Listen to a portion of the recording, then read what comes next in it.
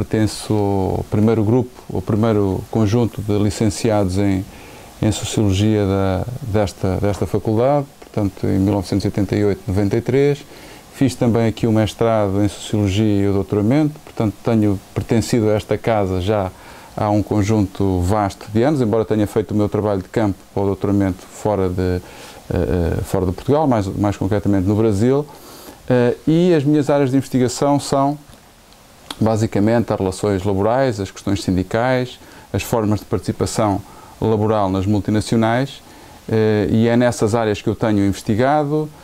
Sou também, ou fui também, aliás, coordenador da licenciatura em Sociologia aqui da faculdade, sou atualmente co-coordenador dos programas de mestrado e doutoramento em Relações de Trabalho, Desigualdades Sociais e Sindicalismo e, além disso, sou também, no Centro de Estudos Sociais, co-coordenador do Núcleo de Políticas Sociais, Desigualdades, Trabalho e Desigualdades. Bem, quanto à tarefa propriamente dita, a incumbência que me traz aqui hoje, eu escolhi 2 livros da semana, digamos assim, que são 2 livros que, do meu ponto de vista, se complementam. Por um lado, um livro de um historiador recentemente desaparecido chamado Tony Judt, e, por outro lado, um livro de um sociólogo também muito conhecido, nacional e internacionalmente, Boaventura de Sousa Santos. A razão pela qual eu escolhi estes 2 livros é que, do meu ponto de vista, existem algumas coincidências entre eles. Por um lado, e é curioso que por vezes nós vamos à procura dos livros, e os livros que mais nos apetece ler nem são aqueles que nós procuramos. E é curioso que neste caso eu tenha tido contacto com estes 2 livros porque me foram oferecidos. É apenas uma coincidência, mas há mais coincidências nestes livros. É que são livros de 2 autores que são autores consagrados, são autores com muito trabalho publicado e premiado, são autores que publicam aqui obras que são, do meu ponto de vista, do campo da história por um lado, da sociologia por outro, mas que simultaneamente são livros interessantes porque falam de política, falam de economia e falam de temas de atualidade. São também livros que, do meu ponto de vista, se podem ler como se fossem quase romances. E, portanto, o componente didática destes livros parece-me particularmente relevante. No que diz respeito ao primeiro livro, e é interessante que, se nós olharmos para o título, é um tratado sobre os nossos atuais descontentamentos. Este livro do Tony Judt, basicamente, é curioso que ele se enquadra um pouco num projeto, numa investigação, num congresso, aliás, que foi feito o ano passado aqui pelos Centros Sociais e que decorreu aqui na Faculdade de Economia, um congresso sobre Portugal que se chamava Portugal entre Desassossegos e Desafios. E é curioso que estes descontentamentos de que fala aqui o Tony Judt sejam um pouco os desassossegos contemporâneos que nós hoje vivemos. Portanto, são desassossegos que têm que ver com a crise do Estado Social, com a crise das nossas seguranças, com as nossas instabilidades, com o problema das nossas instabilidades, com o problema, no fundo, da falta de justiça nas relações sociais, se quisermos. E, portanto, este livro fala muito disso, fala dos medos do presente e fala, ao falar dos medos do presente, no fundo é também um grito de revolta contra um certo imobilismo político dos cidadãos,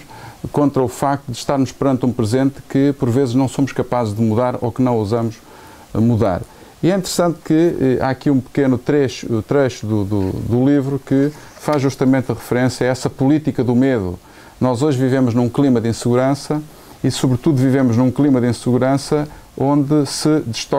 destaca o medo da perda de emprego, o medo de perder o terreno para os outros numa distribuição de recursos cada vez mais desigual, o medo de perder o controle das circunstâncias e rotinas da nossa vida diária, por aí fora. Um conjunto de medos, e é contra estes medos que o Tony Judt fala, de certa maneira. E uma proposta muito interessante deste livro, do meu ponto de vista, é este apelo à reformulação do diálogo público. Portanto, o Tony Judt faz aqui, numa das partes do livro, justamente esta necessidade de repensar o que é o público, qual é o sentido do Estado, qual é o sentido do político, que relação é que existe entre o liberalismo e a social-democracia, que relação é que existe entre o socialismo e a social-democracia, de que maneira é que podemos repensar o público a partir desses campos. O outro livro é um livro do professor Boaventura de Sousa Santos, que se chama Portugal, Ensaio contra a Autoflagelação, e eu creio que este livro tem também, um pouco na linha do Tony Judt, uma visão de revolta, uma visão de rebeldia, que é típico também dos trabalhos deste sociólogo internacional, e, portanto, é um livro que fala um pouco desta atitude fala muito da crise, fala muito de Portugal. O livro do Tony Judt falava da Europa e dos Estados Unidos, este livro fala de Portugal, mas também da Europa e também de outros quadrantes, e é interessante que este livro seja justamente um apelo ao nosso inconformismo. O objetivo do livro, como é dito aqui, é justamente reconstruir a esperança a que temos direito, o que significa que há uma esperança que nós perdemos e que é uma esperança que se está a perder num contexto de crise. O contexto em que vivemos é, sobretudo, um contexto de grande crise económica, grande crise financeira, mas a perspectiva deste livro é que se pensa a crise, desde logo, a partir de uma ideia de que a crise é um ato político e, portanto, que a crise deve ser pensada, primeiro que tudo, politicamente. Este livro fala justamente da crise, fala do Portugal, situa Portugal no contexto europeu, situa Portugal e as medidas de austeridade que Portugal tem vindo a conhecer nos últimos tempos. E, portanto, é um livro de grande atualidade também. São livros que estão a acontecer, sobre coisas que estão a acontecer, e deste ponto de vista é também bastante útil. E, portanto, o que é que está a acontecer nas desigualdades, na classe média, na sociedade de previdência, no desemprego, no endividamento das famílias. E, portanto, este livro faz esse registro, faz esse apelo. E é interessante que depois este livro não se limite a identificar os problemas, mas procura as soluções para eles. E, portanto, vai ver em que medida é que noutros quadrantes, como, por exemplo, na questão no quadrante na Argentina, no Equador,